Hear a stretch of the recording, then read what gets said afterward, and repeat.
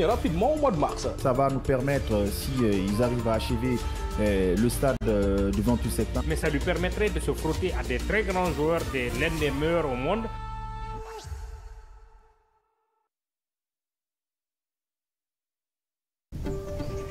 Kavi TV, c'est plus qu'une chaîne. C'est la voix de ceux qui construisent, innovent et transforment leur quotidien.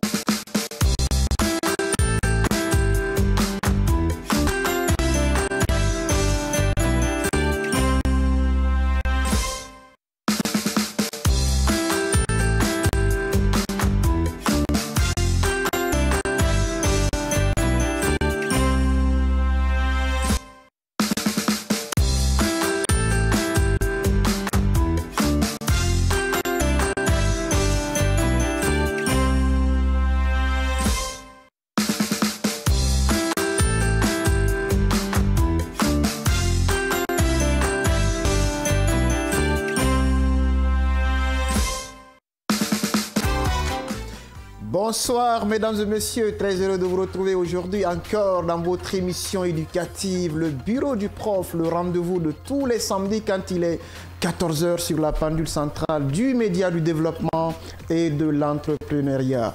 Que vous soyez élève, étudiant ou tout simplement un encadrant, un passionné de l'éducation, sachez que cette émission, elle est faite pour vous. Elle vous aide à plonger, à voguer dans les méandres de l'école de la République. Alors, vous pouvez nous suivre à la télé sur canal 410 ou en modulation de fréquence 89.5 ou aussi nous suivre via la page Facebook de l'émission Kavi TV. Soyez donc nombreux à nous suivre ce soir. Et comme vous le savez, tous les samedis, nous invitons des experts, des expertes pour nous aider à comprendre certaines questions liées à l'école de la République, liées à l'école guinéenne, puisque c'est ensemble, lorsque nous conjuguons le verbe à l'unisson, que nous allons aider notre système éducatif à briller de mille feux. Alors, ce soir, je suis avec un des chroniqueurs, il y a l'autre qui est absent d'abord, il est en train de se démerder pour pouvoir évidemment rallier le bureau du prof. Mais pendant ce temps, je vais dire bonjour ou bonsoir à monsieur Tunkara, qui est aussi un membre influent du bureau du prof. Bonjour monsieur Tunkara, bonsoir. Bonjour le professeur, oui, et bonjour à nos millions de téléspectateurs, oui, et à nos auditeurs également. Oui. Je lance un appel à tout le monde, en particulier les enseignants, oui, et voilà, tous les cadres du système éducatif, oui, qu'ils prennent en tout cas la longueur d'avance sur nous, oui, tous les samedis quand il sera 14 h, pour que nous puissions ensemble échanger sur des thématiques liées à l'éducation. Oui, parce que nous le savons, l'éducation est la pierre angulaire, oui, du développement de toute nation. Donc je pense qu'à ce titre, tous les citoyens épris en tout cas de cet esprit de développement devraient s'inscrire dans ce cadre-là pour nous suivre en direct lorsqu'il est samedi et quand il fera 14 h. Donc merci à vous, bonsoir et bonsoir à nos chers invités. Très bien dit mon cher frère. Et je profite aussi de l'occasion pour dire bonjour à mes élèves militaires du côté des écoles militaires de Manéa, qu'ils soient salués en passant, et aussi un bonjour ou un bonsoir particulier à mon quartier d'Abompa. Ce sont de fidèles auditeurs et téléspectateurs de l'émission Le Bureau du Prof. Alors nous avons aussi l'autre chroniqueur très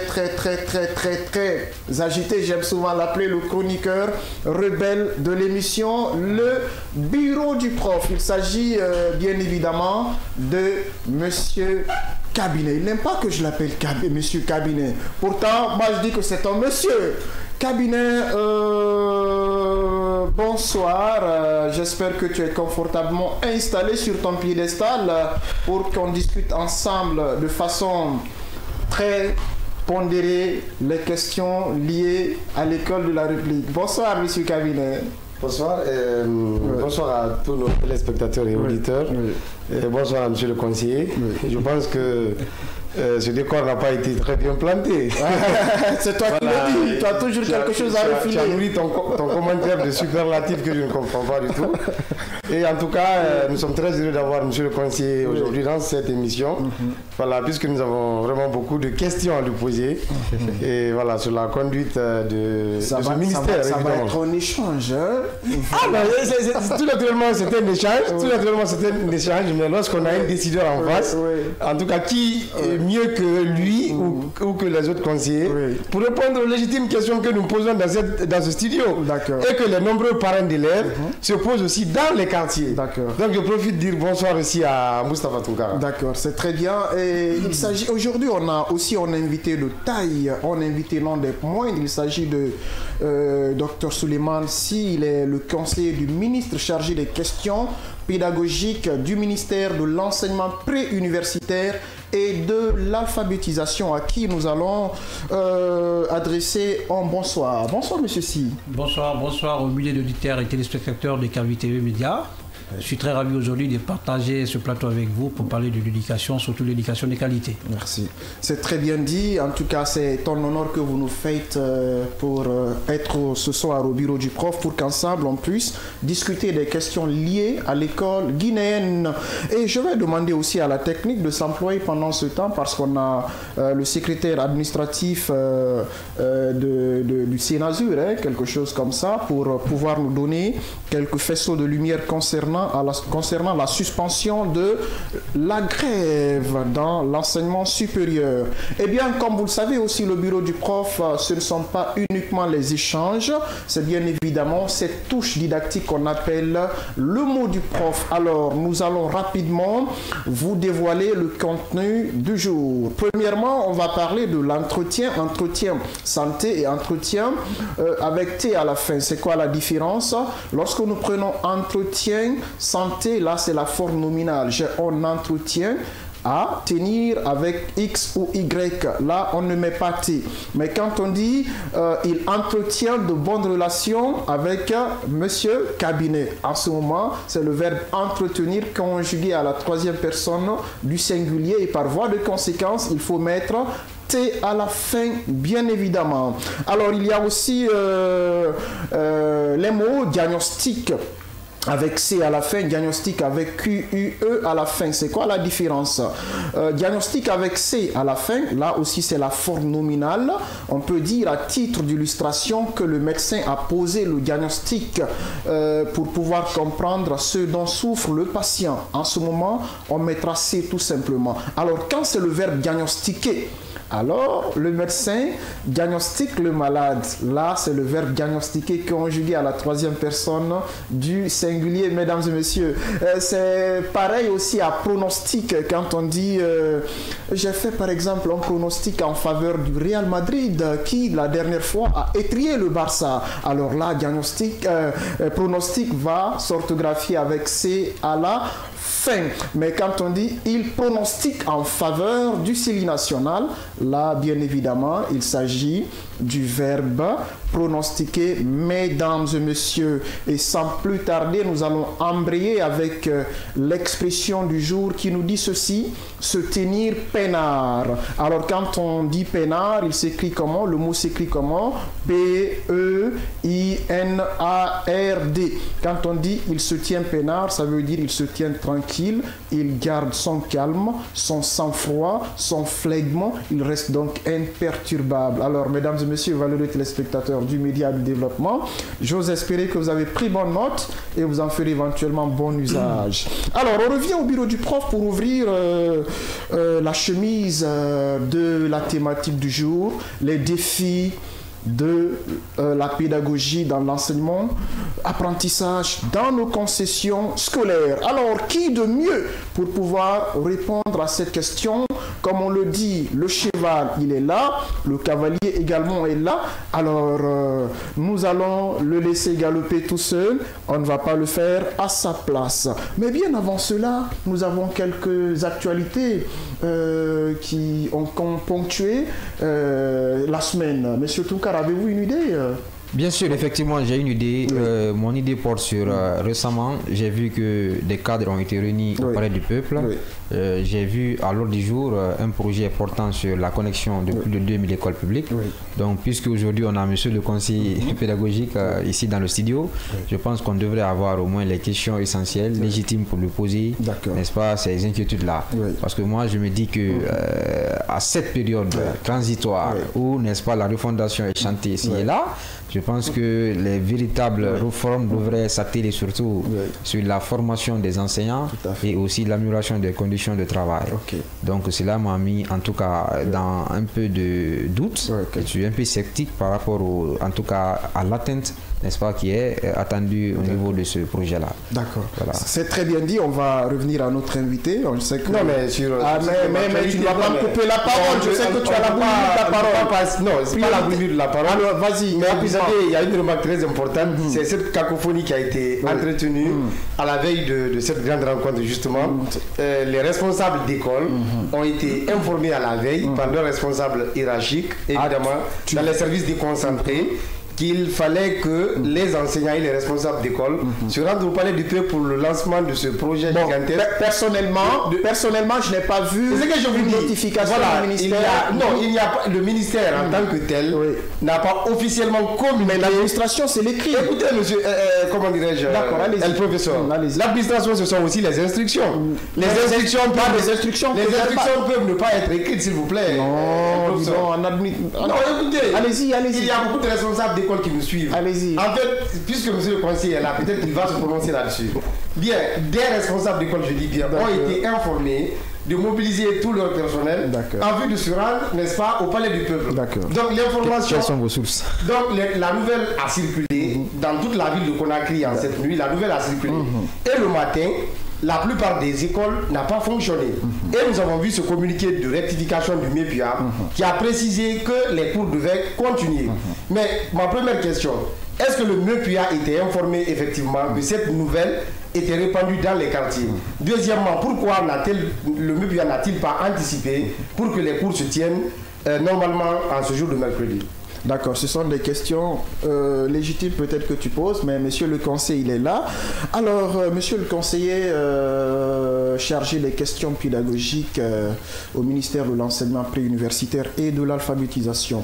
Enseigner est une chose, mais la pédagogie en est une autre. En tant que quelqu'un qui a roulé sa bosse dans les classes avant d'être aujourd'hui conseiller au ministère, quels sont les constats et qu'est-ce qu'il faut aujourd'hui pour que l'apprentissage soit de qualité dans nos écoles? Merci beaucoup, M. Barry, et merci Tunkara, et merci beaucoup Cabinet pour partager ce plateau avec moi aujourd'hui. Avant de répondre sur la question que M. Barry vient de poser, j'aimerais quand même apporter quelques rectifications par rapport à l'intervention de deux présentateurs. Il faut comprendre tout simplement que, vous savez, nous sommes dans un pays où lorsque le gouvernement même, c'est-à-dire comprend qu'il y a une rumeur, il faut d'abord commencer par démentir une rumeur. Ça, c'est très important. Dans ce qui concerne l'information qui a circulé la dernière fois par rapport un peu aux agitations de certains établissements qui n'ont pas tenu cours. Donc ça relève tout simplement d'une fausse information, il faut le rappeler d'ailleurs, parce que nous, en aucun cas, on peut dire aux élèves d'être en classe. Ce n'est pas responsable des autorités éducatives, pour commencer. Et vous savez que nous avons tout simplement rectifié parce qu'on ne voulait pas tout simplement que les élèves cherchent une journée scolaire, pour rappeler.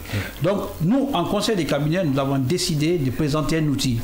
L'outil qui n'est autre que tout simplement la connectivité des classes numériques pour que nous puissions essayer de qualifier notre système éducatif. Donc, l'instruction qui a été donnée en conseil des cabinets, c'est de réunir certains acteurs de l'éducation, je dis bien certains acteurs, notamment qu'on appelle au niveau central, au niveau des structures déconcentrées, les chefs d'établissement qui doivent essayer après de présenter l'outil numérique, c'est-à-dire qui est en phase de construire l'école guinéenne. Ce qui a été dit.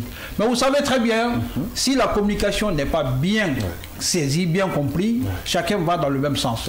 Vous savez, nous avons une seule école, l'école de la République. Mais nous avons deux écoles qui est le privé et l'école publique. Est-ce que je me fais comprendre? Vous savez, nous avons toujours des perceptions qui font que les gens n'ont pas confiance c'est-à-dire à l'autorité. Si une telle question est posée, nous avons des canaux d'information, nous avons des sources d'information.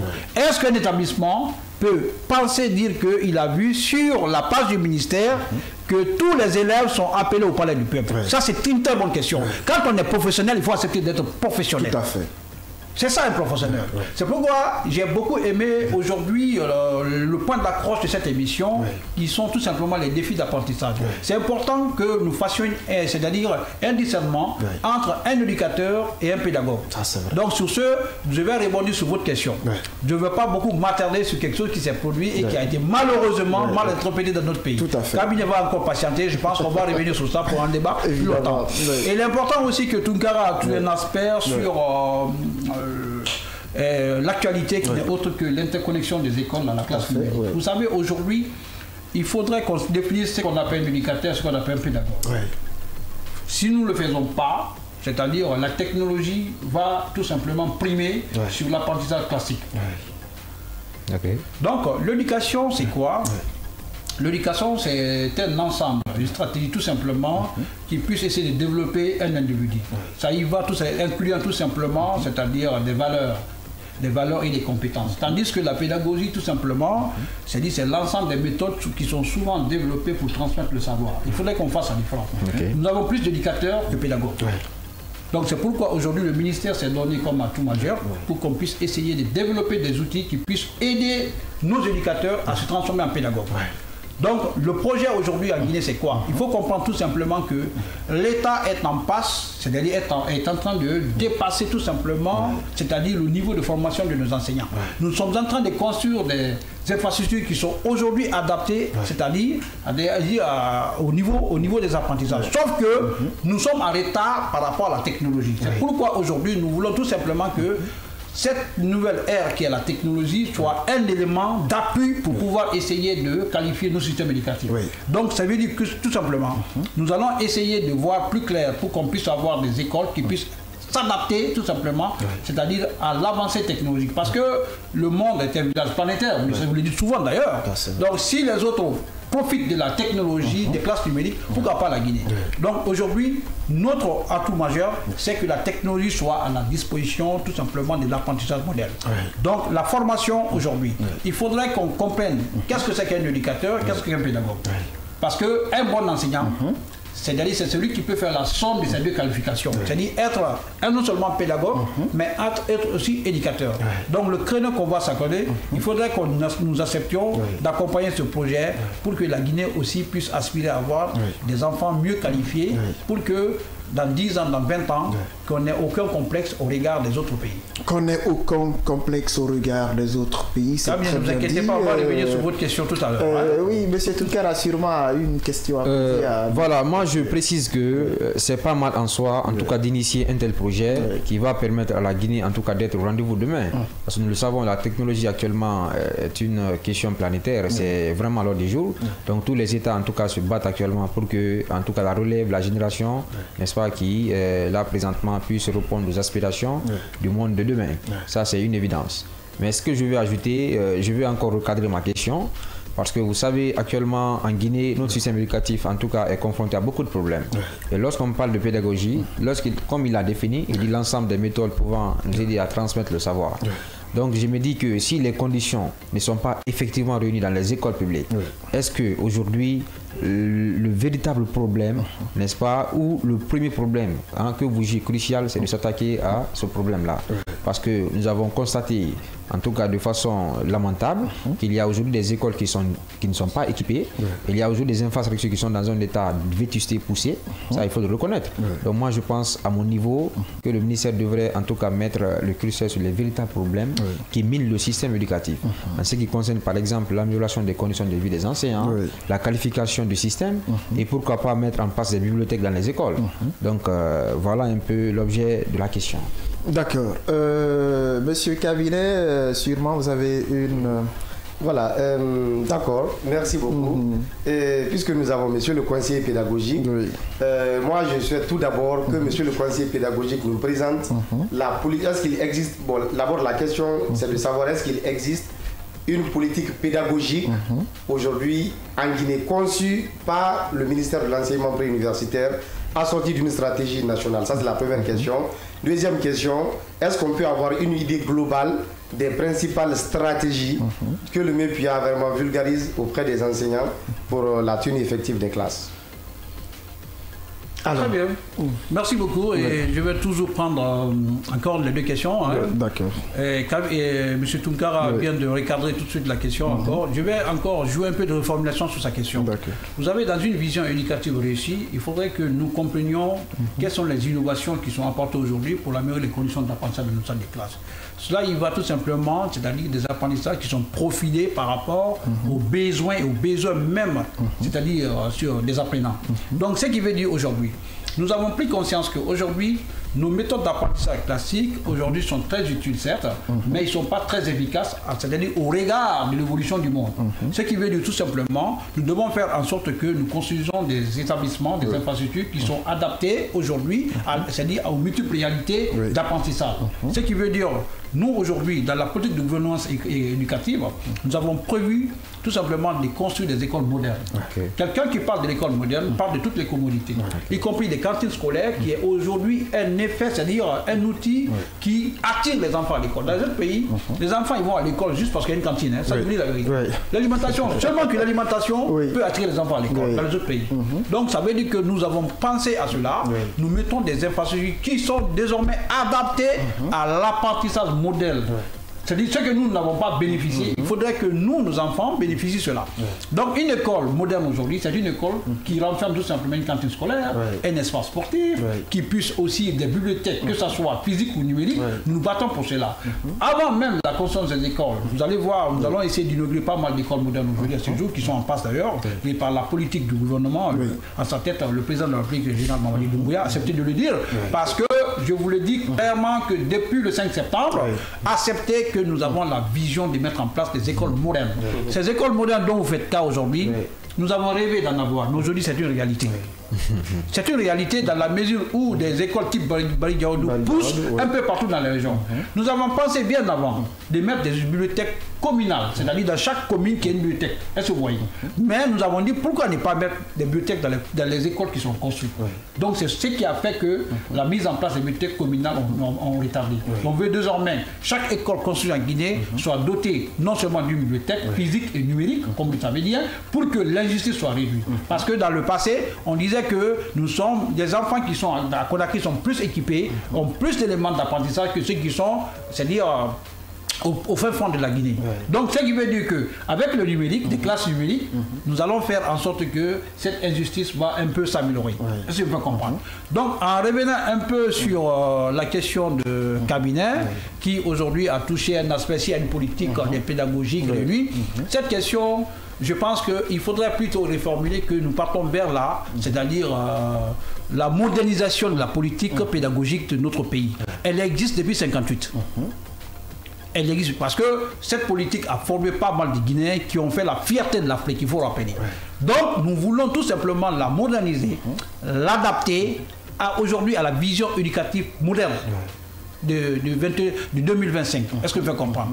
La prochaine décennie, il faudrait que vous compreniez que toutes les politiques pédagogiques qui vont, c'est-à-dire qui vont permettre à la Guinée de s'en sortir, sera basée sur une politique réussie, adaptée, profilée, pour que désormais l'élève guinéen puisse profiter de la même façon à la dimension des élèves américains, des élèves français, des élèves dans le monde entier. Il faudrait que nous comprenions cela.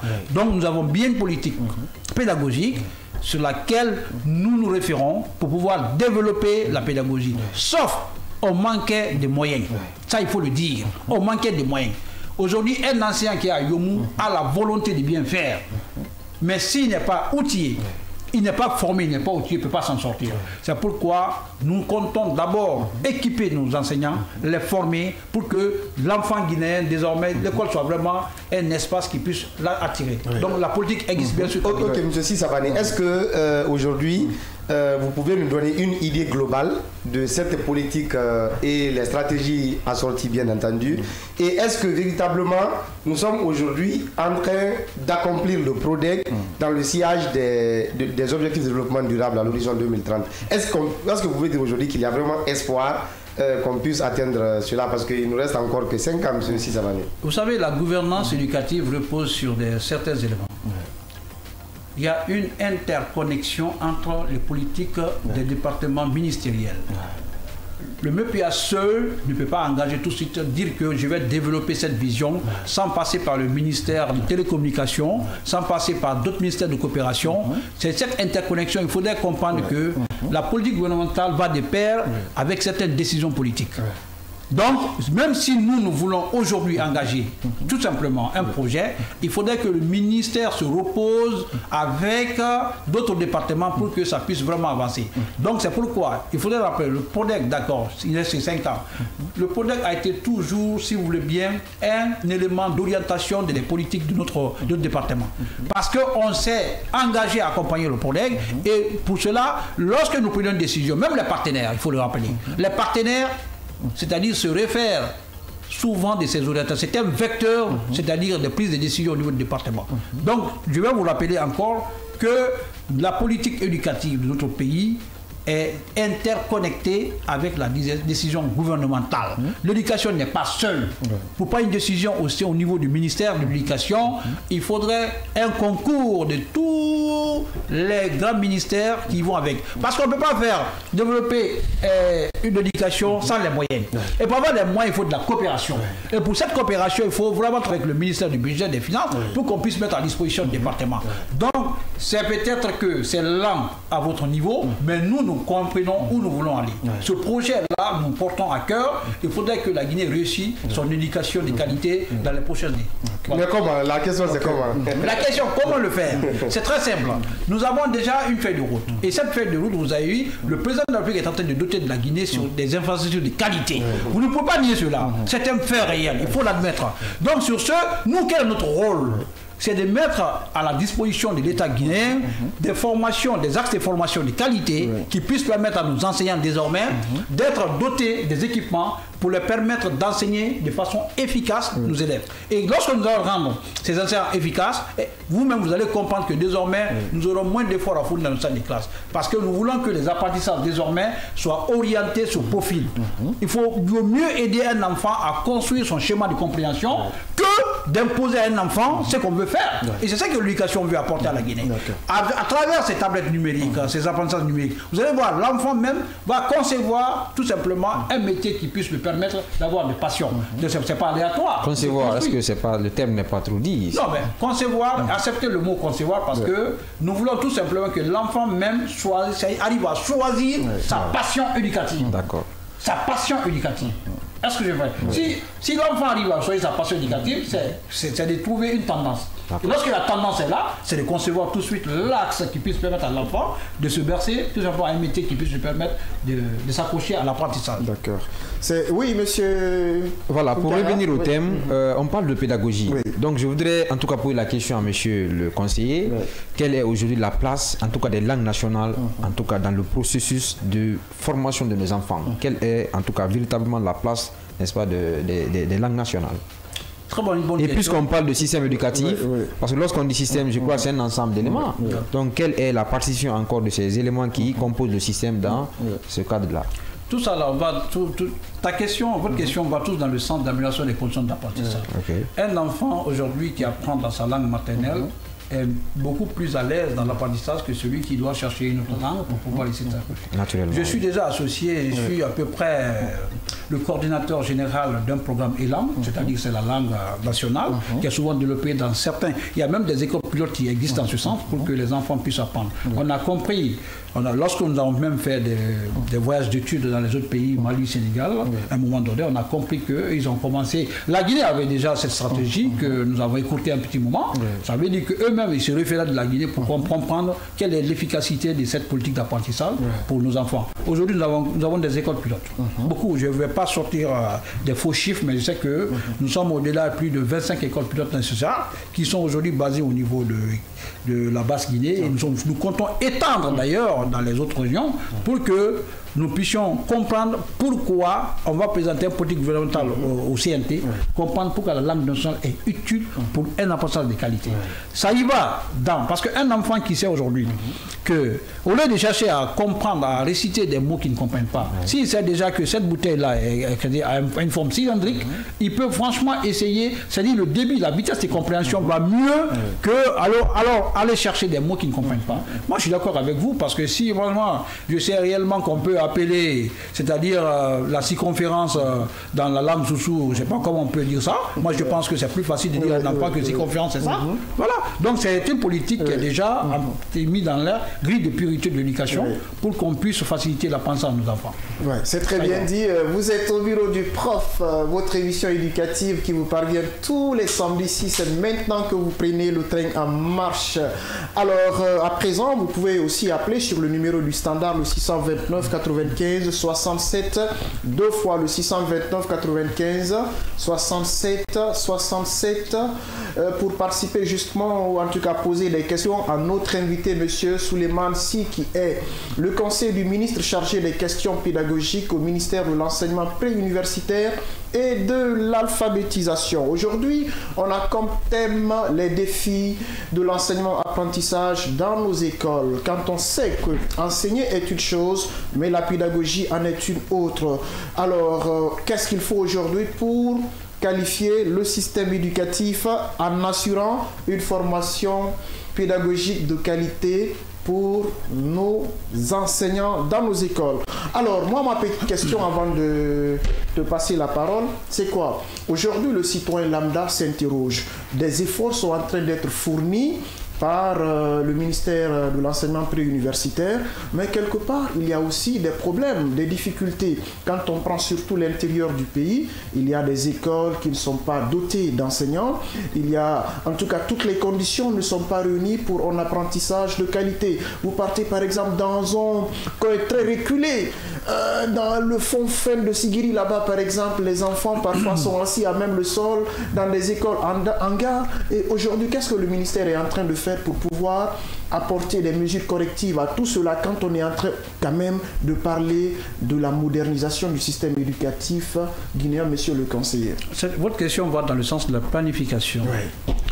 Depuis que le président de la République, chef de l'État, le président Mamadi Doumbouya, est venu le 5 septembre à la tête de notre nation, nous avons réussi notre planification. Cette planification va dans le sens où nous voulons désormais que chaque ville soit dotée d'une école moderne, plus d'ailleurs d'une école moderne. Les projets se bousculent par rapport à la construction. Nous aurons beaucoup plus d'écoles que d'enseignants dans ce pays. Je dis bien des écoles modernes. Nous avons vu une ouverture. Je suis témoin de l'accompagnement de beaucoup de projets dans ce sens, qui sont en passe d'être concrétisés. Et c'est une réalité, parce que lorsque le contrat est signé et que les partenaires ont déjà planifié, c'est-à-dire la construction des écoles, je veux dire, on est confronté à une chose dans ce pays-là. Aujourd'hui, on a plus de projets de construction d'écoles que l'espace. Je peux vous rappeler une anecdote.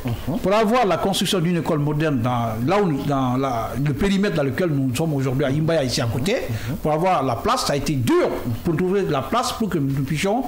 Allez-y voir juste à l'école à Chaba aujourd'hui, les écoles qui poussent des terres. Ces modèles d'école sont prévus dans toutes les régions de la Guinée. Et là, nous avons réussi à décrocher avec un grand projet la mise en place de ces écoles, plus de 150 écoles modernes de ça. Vous avez parlé des régions. Je ne vais pas vous dire le projet aujourd'hui qui est en vue au niveau même de l'intérieur du pays, la construction des écoles modernes, des enfants. Nous allons avoir un seul problème dans très peu de temps. On va avoir des infrastructures de qualité, je veux dire des qualités, mais nous n'aurons pas d'enseignants qualifiés pour pouvoir valoriser ces infrastructures. Ça, c'est vrai. Ça, non, c'est un constat. Pourquoi il faut penser à la formation? C'est un constat, c'est un fait. Non, vous savez... Acceptons cette innovation. L'innovation pédagogique, c'est-à-dire, franchement, c'est une opportunité à saisir. Un enfant aujourd'hui qui a une classe, qui est adhéré à une classe numérique, aujourd'hui, peut avoir beaucoup plus, c'est-à-dire d'efficacité en termes d'apprentissage, qu'un enfant qui se lève tous les matins pour aller s'asseoir, écouter un enseignant épuisé, fatigué, qui n'arrive même pas à développer la même qualification qu'un enseignant de Yomou qui a les compétences pédagogiques innovantes. Ça, je vous rappelle cela. Il faut que nous ayons cela. Donc, nous allons faire face à ces problèmes-là. Des écoles modernes, équipées, propres, où vous voyez même les enfants à sol qui vont disparaître, mais quels sont les enseignants qui seront là pour accompagner ces enfants. C'est pourquoi nous avons accepté aujourd'hui de mettre en créneau tout simplement ces classes numériques. Un enfant qui va dans une école, qui a une bibliothèque numérique, physique, aujourd'hui, est capable aujourd'hui d'apprendre beaucoup de choses, c'est-à-dire à travers ça, en classe, ça il faut le rappeler. Donc sur ce, je rebondis sur votre question. Nous avons cette politique de gouvernance pédagogique qui est basée sur les innovations. Des classes numériques qui sont modulables en fonction des besoins des enfants. Donc, pour cela, la question que j'aurais dû entendre, où nous en sommes d'ailleurs par rapport au renforcement de l'inspection générale de l'éducation, pour pouvoir essayer d'évaluer le niveau de formation des enseignants, et dans le privé et dans le public, pour qu'on puisse s'en sortir. Moi, je pense qu'on aurait pu même se poser cette question-là. En tout cas, dans très peu de temps, on sera confronté à ce problème-là. Bien, c'est très bien dit. Oui, cabinet. Voilà, moi je reviens sur cet outil de planification qui est le PRODEC. Est-ce que monsieur le conseiller pédagogique peut nous dire aujourd'hui effectivement où en est-on par rapport à la mise en œuvre du PRODEC? Ça, c'est ma toute première question. Bon, oui, ma toute première question sur ce point. Et deuxième question, qui est une question subsidiaire. Nous avons aujourd'hui des écoles multigrades en Guinée. Nous avons aussi des écoles, disons, à large effectif, c'est-à-dire des effectifs qui dépassent 50, 60, 80, 90, 100 dans les salles de classe. Donc, pour ces types de classes, quelle est la pédagogie recommandée, monsieur le conseiller, au niveau du MEPIA pour pouvoir vraiment tenir ces classes dans une condition, entre guillemets, de qualité? Voilà. Alors, votre question, je vais essayer de discerner mon profil, c'est-à-dire en tant que autorité de l'éducation, je répondrai ce point sur le PRODEC, mais en ce qui concerne la pédagogie sur l'effectif, la méthode dans les salles de classe, je vais répondre en tant qu'expert, parce que je suis un enseignant. Oui. Donc, pour comment, oui. Nous aurons aussi besoin surtout de ce que le MEPIA prévoit. Voilà, non, laissez-moi juste discerner. D'accord. Vous savez, PRODEC, c'est la politique décennale de l'éducation. Oui, tout à fait. Je vous ai dit que c'est un guide. Parce que c'est beaucoup de partenaires qui ont cherché à élaborer ce document-là, qui ont eu confiance, parce que cette politique décennale, ils ont cru que oui, si nous suivons ce guide-là, ça pourrait orienter la politique éducative de la Guinée dans le bon sens. C'est sur ça que nous nous accrochons. Je vous ai dit que toutes les grandes décisions qui sont prises au sein du département, ils se réfèrent au niveau de cette politique décennale. C'est important de le comprendre. C'est utilisé, c'est exploité, c'est en rigueur, ça il faut le dire. Donc sur ce, je pense qu'il n'y a pas de problème. Mais où en est-on exactement, monsieur le conseiller? Est-ce que vous avez évalué aujourd'hui ce programme? Oui, ce programme, les partenaires sont venus pas longtemps pour l'évaluation du progrès de cette politique décennale. Ça, je vous l'ai dit, garanti. Les résultats sont-ils? Les résultats sont... Oui, vous pouvez avoir ces résultats, il suffit d'en demander, les rapports existent au niveau du BSD, notre bureau de stratégie de développement. Vous allez voir où nous en sommes par rapport... Non, vous savez, il faut... En fait, arrêtons de douter dans ce pays. Non, ne doutons pas. Non, mais vous savez, nous sommes dans un pays où on ne croit pas, les gens ne croient pas. Et vous allez rester sur ça, et nous allons voir, le pays est en avance sur nous-mêmes. Je vous dis la vérité. Continuons à douter. Vous allez voir, la Guinée va dépasser les usagers. Parce qu'on refuse de croire. Si nous refusons de croire, je vous dis clairement, ce pays-là va nous dépasser. Et nous sommes là, et... Bon, de toute façon, il y a un autre outil qui menace plus l'intelligence artificielle. On va utiliser l'intelligence artificielle. Vous êtes là à douter. Rien ne marche, rien ne marche. On est en passe de comprendre ça. Même si tu dis au Guinéen, demain il fera jour, il dit que non, il ne fera pas jour. Non, j'ai simplement demandé. Non, mais c'est ça le pays là. Acceptons de comprendre. Je dis quelque chose. La tension monte. Aucun État ne sera en déficit d'atteindre le niveau de développement des autres pays. Ça, je vous dis la vérité. Il suffit de sillonner le monde entier. Pendant que les États que vous comprenez sont développés là, sont dans une perpétuelle stagnation. Ils sont bloqués, ils ne savent même pas, ils n'ont plus de qu'on appelle ça, d'inspiration. Et les pays sous-développés aujourd'hui que vous avez sont en passe d'être émergents. Parce que nous rêvons, nous voulons aller de l'avant. Mais si nous ne croyons pas nous-mêmes, comment vous voulez qu'on avance? Donc, continuez à douter, la Guinée va avancer et nous serons en retard. C'est très bien. C'est vrai. Continuez à douter. Continuez à douter parce que le doute est devenu une identité guinéenne. D'accord, la deuxième question. En tant qu'expert de l'éducation, je suis un enseignant. J'ai enseigné en Guinée, j'ai enseigné en France. je sais pertinemment ce que la pléthore ne pose pas de problème par rapport à l'efficacité de l'apprentissage. Tout simplement, il faut comprendre tout simplement la diversité des profils des élèves que vous enseignez. Vous savez, un pédagogue, comme le dit, nous avons dit que tout simplement, nous avons plus d'éducateurs que pédagogues dans ce pays-là. Donc il faudrait que nous prenions conscience que un enseignant de qualité, c'est un éducateur et un pédagogue. Donc si nous prenons tout simplement une pléthore dans une salle de classe, des classes pléthoriques, ça ne pose pas de problème. C'est le contenu du cours formulé qui pose problème ici. Lorsqu'un élève c'est réellement que lorsque je me rends dans une salle de classe, je peux m'en sortir, je peux comprendre ne serait-ce que la résolution d'une équation. C'est une fierté pour lui. Au moins, je suis sorti de chez moi, je peux comprendre. Mais dans l'apprentissage, ce que nous voulons, en tant qu'experts, il faut mettre du sens dans nos apprentissages. Que ce soit un enseignant de qualité ou pas, aidons tout simplement à avoir des modèles de cours. Et c'est ce que nous sommes en train de faire au niveau du ministère. Lorsque nous avons constaté que au niveau des sciences exactes, que nous avons des difficultés très criardes, c'est-à-dire des enfants, c'est-à-dire en regardant la tendance des notes aux examens au niveau des classes intermédiaires, on a compris qu'on a des difficultés aujourd'hui à aider nos enfants à comprendre les sciences exactes. Et on a posé, c'est-à-dire on a fait une table de réflexion là-dessus. Nous voulons désormais que les modèles de cours soient produits, transmettre à ces enseignants des sciences exactes sur lesquels ils pourront se reposer bien avant, je dis bien, bien avant la mise à révision, c'est-à-dire bien avant le COC, on veut que ces modèles de cours soient distribués dans tout le pays pour que ces enseignants puissent voir comment enseigner. Parce que nous avons des enseignants élites ici qui ont contribué en Guinée à l'élaboration de conditions d'apprentissage. Ces gens-là vont travailler sur beaucoup de chapitres.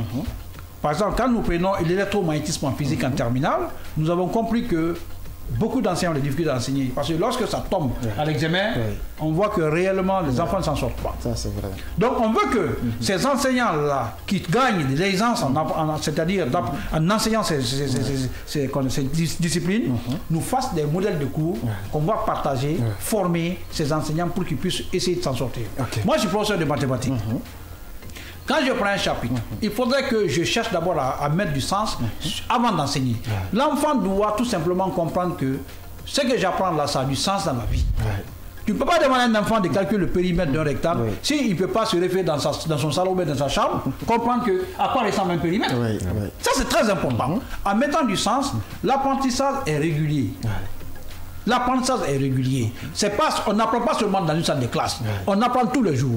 Moi, quand je sors tout à l'heure sur la route, en conduisant, je m'adapte tout simplement à la cadence, à la distance régulière que les voitures font. J'apprends la symétrie à travers la conduite.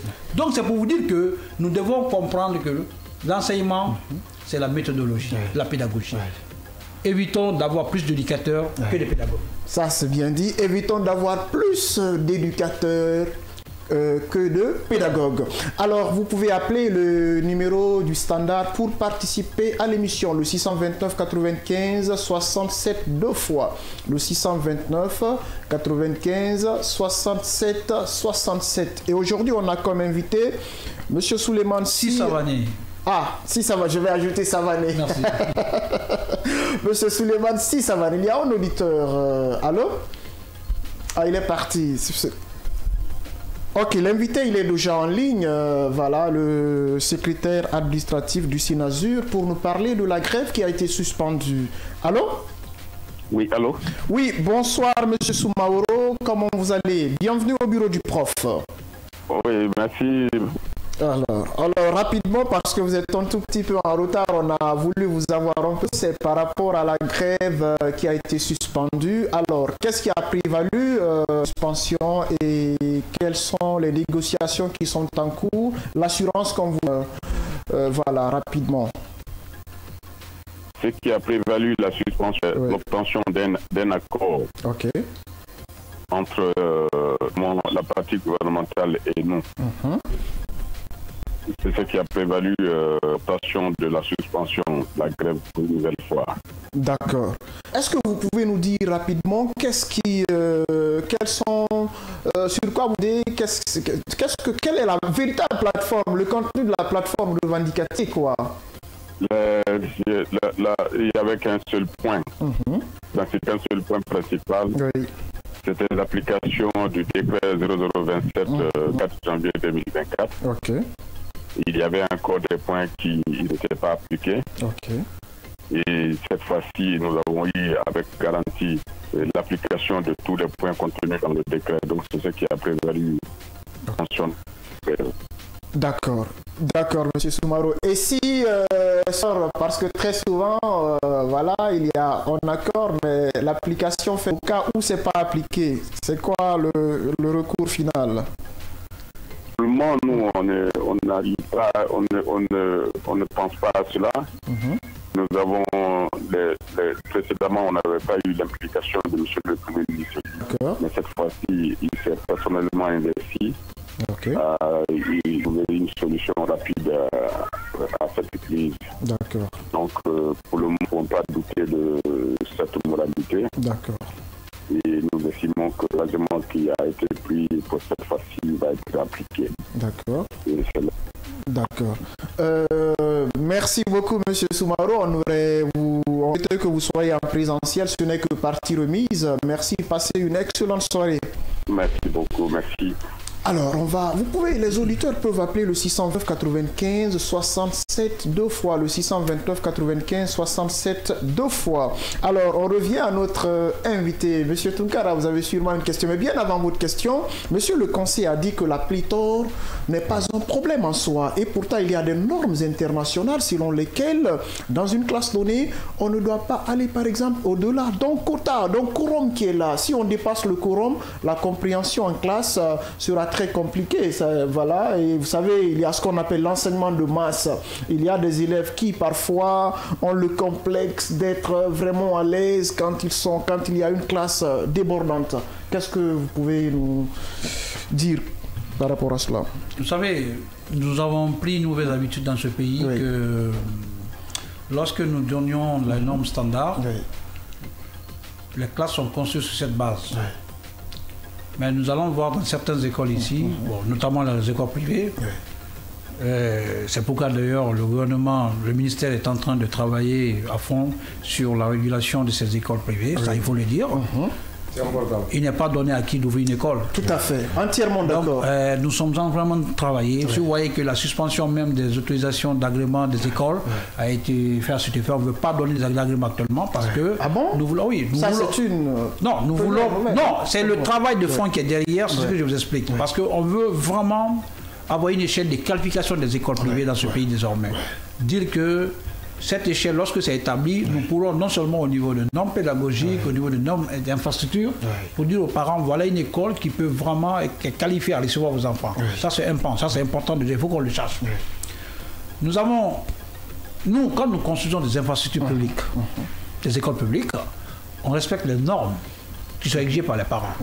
Donc c'est pourquoi aujourd'hui... On a un auditeur, monsieur le conseiller. Allez-y. Allô? Oui, bonsoir. Oui, bonsoir, monsieur. Vous vous appelez comment et vous nous appelez d'où? Alors, monsieur Boubacar, nous vous écoutons.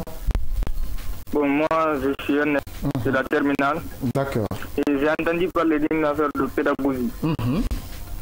S'il y a des pédagogues, je voudrais prendre des conseils. Qu'est-ce que vous me conseillez pour mieux travailler avec mes programmes? D'accord, moi je ne suis pas conseiller, monsieur il est là, il va vous satisfaire. Merci beaucoup. Alors monsieur le conseiller, c'est ton élève qui appelle dans l'émission. Un candidat en plus. Un candidat évidemment, qui a besoin de conseils provenant de vous. Alors on va descendre de dimensions, ce n'est pas le conseil qui va répondre à sa question, c'est l'enseignant, le professeur qui va répondre à sa question. J'aurais dû le dire, de se tourner vers son enseignant. Qui puisse lui prodiguer des conseils sur les méthodes d'apprentissage. Donc, Abouakar, c'est l'enseignant qui vous répond. Hein, c'est pas le conseil du ministre. D'accord. Alors, pour réussir déjà votre examen, faites-vous un schéma de travail. Très simple. Vous regardez sur la pondération des matières à l'examen, déjà, des matières de spécialité. Vous faites en sorte que vous ayez un niveau dessus, ça c'est important. Et pour travailler, essayez de faire un planning journalier. C'est important. Ne serait-ce que essayez de vous concentrer. Bon, nous à l'époque on abusait, on était au tableau avant de 18h jusqu'à 6h du matin. Je le faisais ici avec mes collègues de classe à l'époque. Mais vous n'avez pas cette chance. Vous avez aujourd'hui un outil qui est très efficace, qui est la note. Aujourd'hui, il ne faut pas attendre le programme de salle de classe. Ça c'est important. je ne sais pas avec quel débit les enseignants dans votre école travaillent, mais essayez souvent d'anticiper, de lire déjà, c'est-à-dire le cours de veille. Ça, c'est important pour vous. Comme ça, vous allez avoir beaucoup plus de questions à poser à votre enseignant lorsqu'ils sont en situation. Ça, c'est très important. Et vous êtes en avance sur les autres élèves qui attendent de recevoir pendant que vous êtes maintenant en avance par rapport au cours. Ça, c'est très important. Prenez une note, c'est-à-dire vous n'avez pas besoin de tout noter, mais des parties essentielles, vous faites en sorte que vous repreniez vous-même sur tout ce que le professeur fera. Et être beaucoup critique. Et comparer souvent d'ailleurs, avec la nouvelle technologie, vous pouvez comparer les méthodes que vous voyez en classe par rapport au fond dans les autres classes. Donc ça, c'est une méthode que vous allez... Et souvent des mémorisations aussi. Essayez de comprendre votre profil d'abord. Est-ce que vous avez un profil qui convient à mémoriser ou bien un profil qui facilite votre restitution, si vous êtes en déficit de mémorisation? Ça, c'est des choses qu'il faut vraiment essayer de poser. Est-ce que vous mémorisez facilement ou pas facilement? Si vous ne mémorisez pas facilement, essayez de faire en sorte que vous compreniez bien la chose. Ça vous permet tout simplement de l'accrocher à un élément de déclic, pouvoir essayer, dès que vous êtes bloqué, vous pensez à un élément qui puisse essayer d'aimer votre mémoire pour vous accrocher. Ça, c'est des astuces qui vont vous aider beaucoup plus là-dessus. Ça, c'est bien dit. Je pense que Boubacar en fera bon usage. Merci, passe une excellente soirée. Alors, on a quelques minutes à grignoter. Les auditeurs, ils peuvent nous appeler sur le 620 95 67 deux fois pour poser des questions ou en tout cas une petite touche contributive. Monsieur Tunkara, oui, rapidement. Donc, je voudrais encore revenir sur la pédagogie, bref, surtout la répétition. Parce qu'on dit que la répétition, elle est pédagogique. Tout à fait. Et ce qu'il faut savoir, lorsqu'on est à l'école, l'enseignant ne doit pas évoluer comme une pirogue sur une rivière. Oui, évidemment. Quand il passe plus de traces, quoi. Oui. Donc, je voudrais savoir aujourd'hui pourquoi dit-on que la pédagogie, c'est de la répétition. La pédagogie est de la répétition intelligente. Oui. Attention. Tu ne peux pas répéter à tourner autour du pot, c'est-à-dire autour du pot, le même verre là, pour dire que vous faites la pédagogie intelligente. Il y a une répétition, cette répétition sert à déceler tout simplement les points sombres de la compréhension. C'est pourquoi on dit que la pédagogie est... Il y a un auditeur, monsieur le conseiller. Allô? Voilà. Allô? Allô, il est parti. Allô, oui. Oui, bonsoir, monsieur. Vous appelez comment? Vous nous appelez d'où? Je m'appelle... Alors, ancien directeur général adjoint chargé des études. Nous vous écoutons, monsieur le directeur. Bon, j'ai tout à l'heure un auditeur parlait de éducateur et puis du pédagogue. Ce n'est pas un auditeur, c'est notre invité. Voilà, donc entre les deux, il n'y a pas une très grande différence. En fait, il faut parler plutôt de la différence entre l'instructeur et le pédagogue. C'est les deux qui sont différents. Quand on est normalement éducateur, c'est qu'on a la pédagogie, par définition. Vous pensez que tous les éducateurs ont la pédagogie, monsieur? Oui, mais si il est éducateur, attention, il faut mettre derrière le concept éducateur quelqu'un qui méthodise. D'accord. C'est-à-dire qu'un éducateur, comme son nom l'indique, pas si ça vient du grec, mais si, comme son nom l'indique, ça veut dire qu'il maîtrise le b.a.-ba de la communication, de la transmission, du savoir-faire permettant à celui qui apprend à apprendre. Alors, ça, c'est le b.a.-ba. D'accord. Maintenant, la pédagogie, rapidement. Voilà, la pédagogie, c'est cette science qui permet de communiquer, de faire comprendre. Et on ne peut pas le faire si on n'est pas éducateur. Donc, c'est pourquoi je préfère que l'on parle plutôt de l'instructeur, celui qui instruit. La guerre des terminologies, d'accord, oui. Voilà. D'accord. C'est cette terminologie, c'est une guerre de précision. D'accord. Pour les spécialistes, c'est-à-dire que parler d'éducation. Ensuite, je voudrais rebondir un peu sur la question... Rapidement, parce que le temps fait, monsieur. Bon, alors, une autre fois. D'accord, merci bien. Passez une excellente soirée. Alors là, c'est une question de terminologie, monsieur le conseiller. En une minute, il va falloir qu'on l'aide un peu. Vous savez, en une minute, vous savez. Est-ce que monsieur le conseiller ne va pas prendre notre dernière question là? En une minute. Non, laissez, c'est important parce que c'est un socialiste qui a parlé. En une minute. C'est important de l'aider. Tout à fait. Quand on dit l'éducation, il faut dire tout simplement que la pédagogie est incluse dans l'éducation. Il faut le rappeler. Donc ça veut dire tout simplement, l'éducateur, en termes, tout simplement, doit avoir le sens du comment et le pourquoi. Ça, c'est important qu'on le sache. Maintenant, alors que la pédagogie, c'est un moyen de faire parvenir le savoir. C'est ce qu'on veut dire. Un éducateur peut avoir la connaissance sans pouvoir transmettre. Mais sans pouvoir transmettre. Justement, je suis d'accord. Mais il faudrait que nous comprenions ça. C'est un expert qui a parlé, parce qu'il m'a dit qu'il a été directeur de l'ISEG. C'est un truc qu'il faut pour les enseignants. Maintenant, c'est important qu'ils comprennent qu'aujourd'hui, quand on dit qu'on a plus d'éducateurs, vous formez nos enseignants là-bas. On sait qu'ils sont éduqués, ils ont appris des choses, mais ils n'ont pas la capacité requise pour transmettre le savoir. C'est pourquoi on a dit qu'il y a plus d'éducateurs que de formateurs. Merci beaucoup, monsieur le conseiller. Votre mot de la fin, parce que la radio, la télévision... Est-ce qu'on peut la formuler à l'initiation? La radio, c'est l'heure. Cabinet, la radio, c'est l'heure. La radio, c'est l'heure. Monsieur le conseiller, en une minute, votre mot de la fin. Je remercie les milieux auditeurs et téléspectateurs des Cavités Médias qui aujourd'hui c'est une télé qui fait l'unanimité par rapport à l'information saine. Je dis bien l'information saine de notre pays parce que comme je l'ai dit, les cabinets sont toujours dans le doute et le pays, la Guinée va avancer sur la clairvoyance du président de la République, Jean Mali Doumbouya, et les cabinets seront dans le doute et nous allons avancer. Je vous remercie vraiment de m'avoir invité. Je suis très content. Je pense que ces genres d'émissions sont développées au fur et à mesure. Merci monsieur Tunkara, merci cabinet. Et côté technique, j'ai été accompagné par Kande Bourari. La réalisation télé a été assurée par mon captif Hassan Sow. Ici était là pour la présentation. Appelez-moi tout simplement El Professeur. On se retrouve la semaine prochaine avec la même énergie. Au revoir.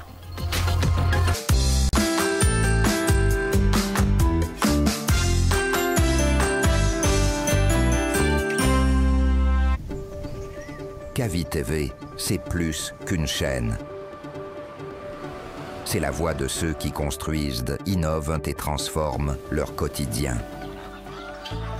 Reportages, magazines, débats, documentaires.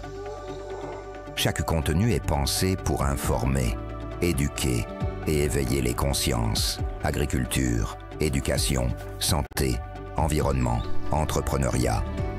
Les vrais enjeux du développement sont au cœur de notre mission. Cavi TV, la télévision de développement, proche des réalités, tournée vers l'avenir.